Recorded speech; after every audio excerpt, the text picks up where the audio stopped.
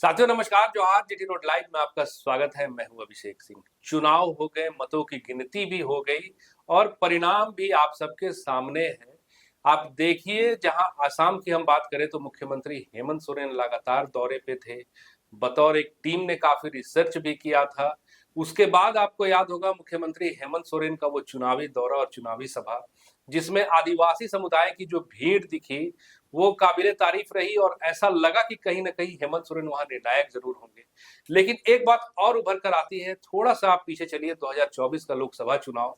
उसमें आपने देखा होगा किस तरह से इंडिया गठबंधन ने एकजुट होकर पूरा दमखम लगाकर एक सामंजस्य और परस्पर सहयोग के साथ लोकसभा का चुनाव लड़ा था और नतीजे भी इस तरह से आए थे कि एक बार नरेंद्र मोदी को सोचना पड़ा था। वही सवाल यहाँ उठता है कि अगर आसाम का चुनाव हो या पश्चिम बंगाल या तमिलनाडु का चुनाव हो, ये गठबंधन और ये सामंजस्य अगर देखने के लिए मिलता तो क्या ये जो चुनाव के आंकड़े हैं वो बदलते, या फिर आप देखिएगा तो कहीं ना कहीं एक निर्णायक बढ़त जरूर मिलती गठबंधन को। इन तमाम मुद्दों पे हम चर्चा करेंगे। आप फ्रेम में हमारे साथ देख रहे हैं वरिष्ठ पत्रकार सरोज कमर जी हैं। स्वागत है सर आपका।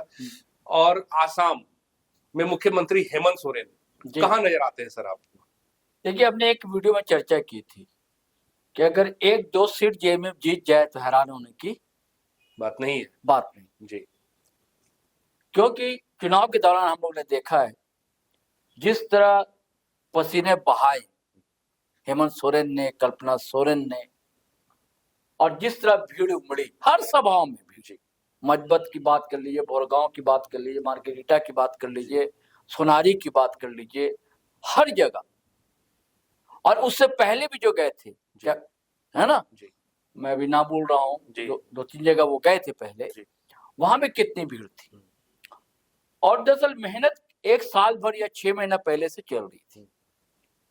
5 लोगों की टीम थी, लगातार मेहनत कर रही थी, जिसमें एमटी राजा थे, राजमहल के विधायक हैं, सांसद विजय हांसदा है, भूषण तिर्की हैं, ये सारे लोग सब लगे हुए थे और एक सर्वे भी कर रहे थे क्या प्रॉब्लम है, क्या है। और इस दौरान वहां का प्रतिनिधिमंडल भी लगातार मिल रहा था हेमंत सोरेन से। इन लोगों की कोशिश थी कि गठबंधन हो जाए कांग्रेस से जी, लेकिन गठबंधन नहीं हो सका जी। मतलब कांग्रेस सीट देने को तैयार नहीं हुई। खबर ये थी कि 3 सीट दे रही है जी, जबकि इनकी तैयारी 20 की थी। इनका था कम से कम 10 दिया जाए जी, 10 नहीं तो 60 दिया जाए। लेकिन सबसे अधिक अगर खमियाजा भुगतने जा रही है वहां, तो वो जा रही है कांग्रेस जी। जेएमएम का कुछ बिगड़ा नहीं जी, सत्ता हाथ से आपकी गई। अगर आप गठबंधन करते तो फायदा आपको होता, हो सकता है एक आध सीट का लाभ आपको हो जाता।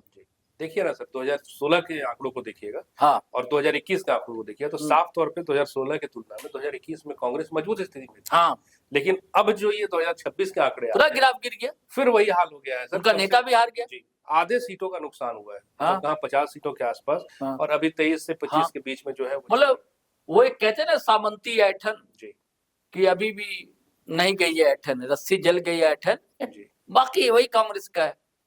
मैं हमेशा कहता हूँ ना, फारसी कहावत है कि पेदरम सुल्तान बूथ, कि हमारे दादा जो हैं पुरखे सुल्तान थे, राजा थे। अरे अब नहीं है, अब क्या स्थिति। और ये दौर गठबंधन की राजनीति का है। भारतीय जनता पार्टी को देखिए ना, छोटा सा छोटा दल तो उससे भी गठबंधन करता है, उसका फायदा होता है। तो अगर जेएमएम से गठबंधन करता तो बहुत बड़ा फायदा होता। तो जेएमएम से गठबंधन हो नहीं पाया, 3 सीट दे रहे थे, 7 भी नहीं दे रहे थे। तो लेकिन जेएमएम चाहता था कि लोग जुड़े। तो वहां क्या आदिवासी स्टूडेंट यूनियन कोई थी, स्टूडेंट की आशा जी, उसको जोड़ा इन लोगों ने, एक नव भारत पार्टी। हाँ, जय भारत पार्टी जी। वो बड़े लीडर थे आदिवासियों के, प्रदीप नाग जी। उन्हीं की पत्नी है ये प्रीति रेखा बारल, सेकंड पोजीशन पर रही मजबत से जी। तो उनकी पार्टी की जोड़ा, और उसके बाद मुस्लिम छात्रों का एक संगठन है, उनको जोड़ा। ये सब मिलाकर चुनाव जेएमएम लड़ा।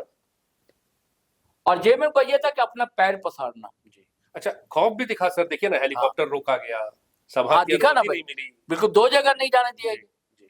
कल्पना सोरेन को भी नहीं जाने दिया गया था और हेमंत सोरेन को भी नहीं जाने दिया गया था।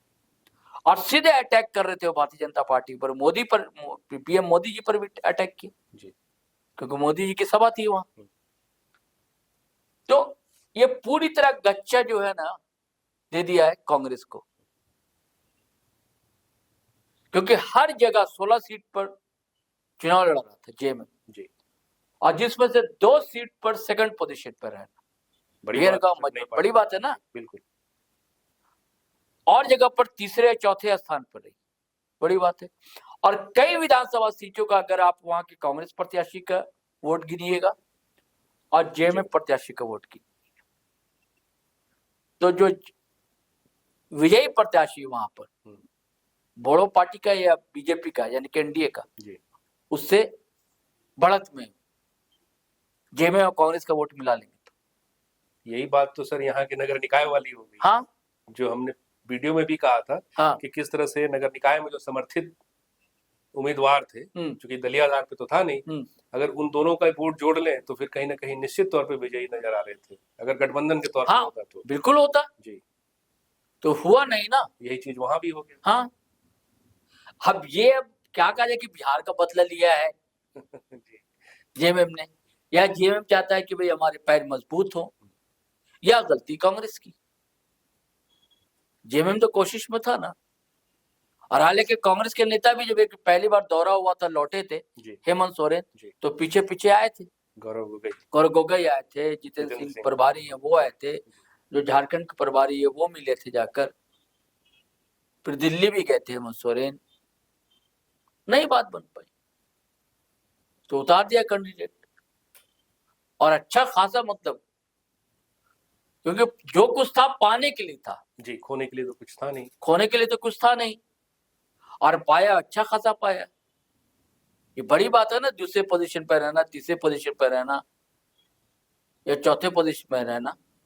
तो सर यहाँ एक सवाल ये आता है कि क्या ये सिर्फ हेमंत सोरेन के कारण हो पाया? क्योंकि उनकी आप छवि देखिए, अभी अब सिर्फ ऐसा नहीं है कि वो झारखंड में और संथाल या फिर गांव कस्बे की पार्टी के रूप में देख रहे हैं इनको, इनका कितना प्रभाव रहा सर वहां पे? नहीं, मैंने बताया ना कि इनकी छवि बड़े लीडर के रूप में आदिवासियों के खास करके जी, तो साधने में सफल रहे। हाँ, क्योंकि रिश्तता एक है जी। एक समय नॉर्थ ईस्ट में भी पीएस संगमा करके थे नेता जी, बड़े लीडर थे जी, लेकिन अब उधर भी कमी खल रही है। और अभी जो मणिपुर में जो चल रहा है, हिंसा जो चल रही है, 3 साल हो गए, वहां भी की कोई नेता नहीं है उनका जो उनको समझाए, बात करे, नहीं। तो पूरे रेंज में आदिवासी लीडर वैसा बढ़ते हुए नहीं दिख रहा है। आप त्रिपुरा देखिए, असम देख लीजिए, सिक्किम देख लीजिए जी, वैसा जिसकी जैसे बोलते हैं पैन इंडिया एक पहचान, और इनकी जो है बतौर आदिवासी लीडर पैन इंडिया पहचान होगी। और सवाल ये सारे मुद्दे भी थे, ठीक है, उन सीटों पर बीजेपी के उम्मीदवार जीत रहे हैं जी, लेकिन वो जो सवाल था वो कौन रह गया, जो सवाल प्रमुखता से जेएमएम उठा रहा था, टी ट्राइब का सवाल। टी ट्राइब की बड़ी आबादी वहां पर, वही लोग हैं जो यहाँ से गए हुए लोग थे, चाय बागानों में काम करते हैं मजदूर, बड़ी संख्या है, और उनको संवैधानिक तौर से ओबीसी का दर्जा हासिल है, और आम बोलचाल में टी ट्राइब कहे जाते हैं, आम बोलचाल में ट्राइब कहे जाते हैं, और दर्जा ओबीसी का है। तो उनकी मांग है कि भाई हमें भी एसटी का दर्जा दिया जाए। भारतीय जनता पार्टी कई बार कह चुकी थी कि दिया जाएगा, लेकिन इस बार भारतीय जनता पार्टी के किसी नेता के लब पर ये बातें नहीं थी। हालांकि हमारे पीएम मोदी जी भी गए थे वहां, और चाय बागान तो जाने का फैशन हो गया था, जो लीडर जा रहा था चाय बागान जा रहा था। कांग्रेस की जो नेत्री है नेहा तिर्की, वो भी गई थी वहां, और भी लीडर गए थे, महुआ माझी भी, जितने लीडर है कांग्रेस के भी गए थे, और जेएमएम के भी गए थे, कल्पना सोरेन भी मजदूरों से मिली थी। अच्छा, बड़ी अच्छी बात भी रखी थी सर, हाँ, न सिर्फ एसटी का दर्जा देने के लिए बल्कि मजदूरी को लेकर भी उन्होंने हाँ बड़ा सवाल उठाया था कि 500 कर दिया जाएगा, 250 मिलती है मजदूरी, वो 500 रुपया कर दी जाएगी। तो इनके पास मुद्दे भी थे, नेता भी था, अब ये पूरी तरह संगठन नहीं था जी, इसकी कमी रही कि संगठन, अब 6 महीने साल भर में आप संगठन कहां से बना पाएंगे, संगठन नहीं था। और वो जो पार्टी है भारत पार्टी, वो भी नई पार्टी, उसके बाद भी संगठन की कमी थी। अब प्रीति रेखा बाला इसलिए रखे तो प्रदीप नाथ जो बड़े लीडर थे वहां के, तो कुछ सहानुभूति वोट वो नहीं रहे, सहानुभूति वोट भी प्रीति रेखा बाला को मिला होगा, लेकिन मेहनत तो की थी। आप उस दौर की तस्वीर आप देखिएगा, हेमंत सोरेन की शेव तक नहीं बनाया था, शेव बड़ी हुई है हेमंत सोरेन की।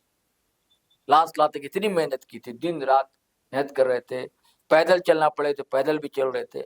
और वो पोल खोल दी थी कि कहा जाता है कि हर घर में बिजली पहुंच गई है, शौचालय घर में पहुंच गए थे आदिवासी के। फोन तक से सभा को संबोधित हाँ, फोन से संबोधित किए। कल्पना सोरेन भी की थी, ये भी क्या नाम है, हेमंत सोरेन भी। और कुछ जो मीडिया में चल रहा आंकड़े उसको बता देते हैं अभिषेक भाई। खेरगांव में दूसरे स्थान पर रहे, है ना जी। मजबत में दूसरे स्थान पर रहे, है ना। अच्छा, बारचल्ला एक विधानसभा सीट थी, तीसरे स्थान पर। टिंगखोंग है तीसरे स्थान पर। रोंगा नदी, वहां भी गए थे, याद होगा आपको, रोंगा नदी, वहां भी तीसरे स्थान पर जामुन रहा। दुलियाजान में तीसरे स्थान पर। सोनारी में दूसरे स्थान पर। गोसाई सीट में दूसरे स्थान पर। झाबुआ सीट पे यहाँ भी अच्छा खासा वोट मिला है जी। अच्छा, 14वें राउंड तक का है ये, उस समय तक दूसरे पर थे। खुमतई सीट पर तीसरे स्थान पर रहा झाबुआ प्रत्याशी।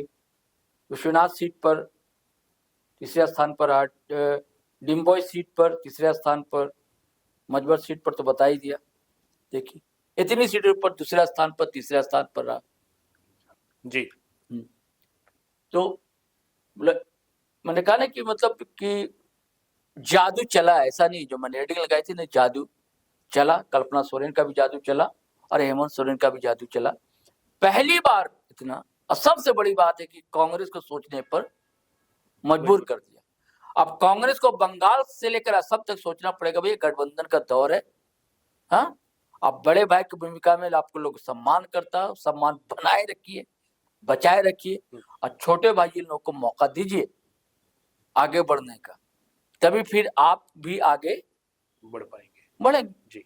नहीं तो आज यहाँ गच्चा दिया है, बंगाल में गच्चा दिया, कई जगह आपको मिलेंगे जी। तो साथियों, सुना आपने, और जो आंकड़े बताते हैं कि किस तरह से 7 से 8 जगहों पर, उन सीटों पर झामुमो ने एक तरह से निर्णायक भूमिका निभाई है।